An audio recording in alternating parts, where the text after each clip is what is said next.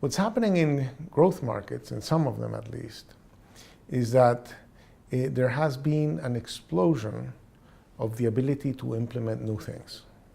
So that technology has become a little bit of a stepping stone. If you have what it takes to export garments, that is, you have a working port, you have industrial zones where workers can go in and out with enough power, enough water, enough urban transportation for workers to show up, good enough logistics, then suddenly you can move into electronics, you can move into machinery, you can move into other things, so that gradually you can expand the set of technologies you can effectively implement in your country. And what we've been able to do is to estimate which countries have it easy.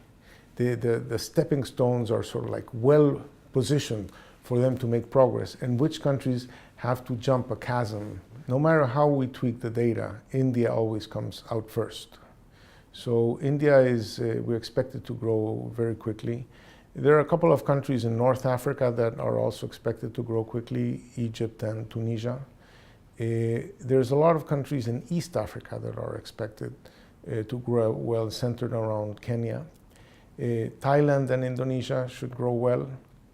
Mexico and Latin America should probably outperform the rest of the region to some extent over the next decade.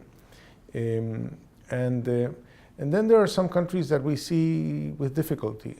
For example, Nigeria, Venezuela are countries that are deeply dependent on one commodity and that is not expected to go back to where they were before. And unless they diversify into other things, they're unlikely to grow. And it's hard for them to diversify because the chasm that they have to break is just to jump is just too big. China is a remarkable story. Growth at that rate for this long has never happened before. It beats any other country in Asia in terms of when they had their growth acceleration. But right now, I don't like what I see in China. I see an economy that is slowing down, but with an investment rate that is even higher than the rate it had when it was growing at 10%.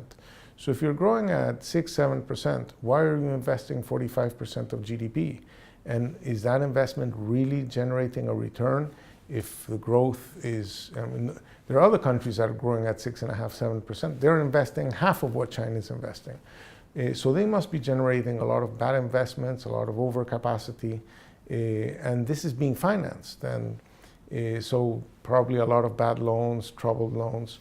So they have to bring their investment rate way down. And it's hard to bring the investment rate down without slowing down the economy because part of aggregate demand is investment. So that's why I often say that, the best way not the best way, but often the most frequent road from 10% growth to 6% growth is through a small detour by -2 or something, because the recession is what allows you to rebalance and set the stage for subsequent growth.